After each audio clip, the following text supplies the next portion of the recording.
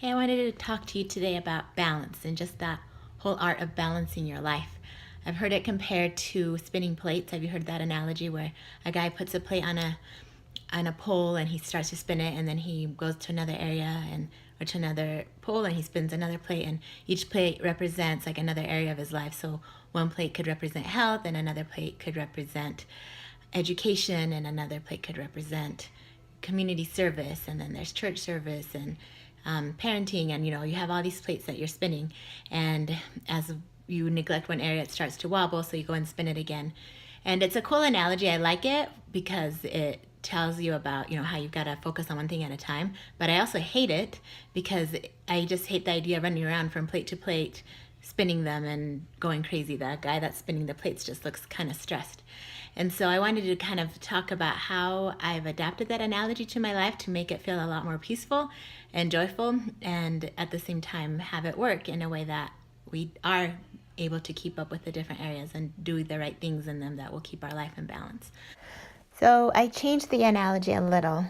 What if the foundation, that table and the poles you see on this picture, were able to hold the plates for us with a sort of magnetic power as we centered them right? Our only job then would be to make sure that the plates are centered and connected so that they stay put. When one wobbles, we could go to it and center it again. We're no longer running around from spinning plate to plate like a crazy person.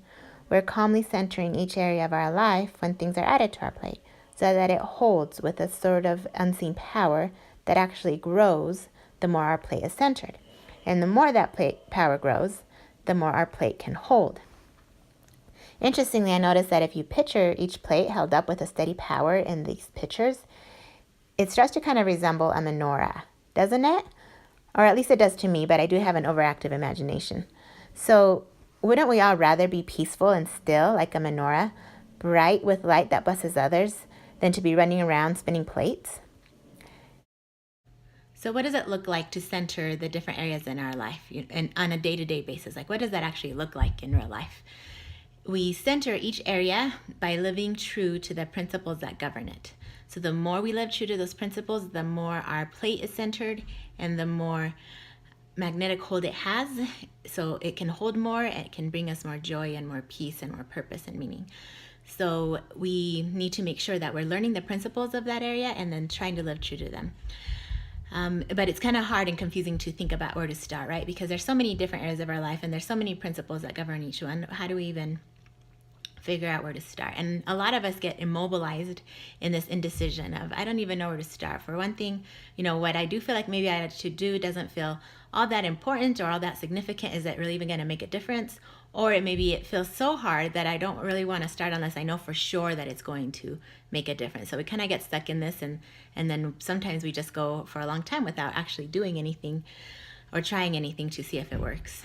So I think there's 3 ways that we can get out of that web of indecision and start actually doing something and living those principles. So we look at an area of our life, and in the courses that I do, the Waking Warrior Journey course, we focus on one area every couple of weeks so we can kind of rebalance that area and move on to the next plate, so to say.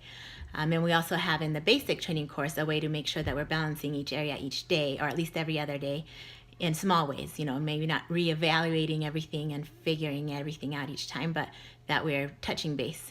So in order to do like the big evaluating sort of what is it that I need to work on in this area, I think there's 3 things, and 2 of them I talked about in my last video that I just did about healing. And the first one is paying attention to the sticky thoughts we get, those thoughts that ring true, that feel like they fit into the truth already in us, and that deepen it and expand it, and then move forward with those. So we have a sticky thought and we're like, I think this is something, then move forward and do it and try it out and see if it works. The second way is to pay attention to the red flags that come our way, something that feels not right and uncomfortable, and then examine why that is. What principle is it not in alignment with? Because as we do that, we start to understand the principles better, and we start to see those misalignment things in our life more clearly. So that's a really important way to do it also. And then the last way is to ask. So, if you're a person that believes in God and that He will guide you and lead you, then this is a really powerful tool, because you can say to him who knows your next step, what is it that I need to do in this area of my life? And he will guide you, not just through those sticky thoughts and things, but it reminds me of the story. I've used this before in a different video, but about the rich young ruler who went to Jesus, and he had all these things going for him, right? His life seemed to be just fine, but he knew something was lacking. There was something that wasn't quite there. There was some fulfillment he wasn't experiencing for life, and he runs to Jesus and he says, what lack I yet? And Jesus tells him, sell all you have and give to the poor. Now, there's a couple of things that I didn't mention that I think are really interesting about this story, because nobody else was necessarily being asked this, and it would have been I know it is for me sometimes when I feel like I'm getting a personal revelation, to say, well, my neighbor doesn't have to do that, or so-and-so is really righteous and good and I don't see them doing that, or to start justifying it by the people we see around us. Why is it that I have to do that when other good people don't? And that can leave us stuck again. We get stuck in this web because we don't think maybe that's necessarily a true thing for us.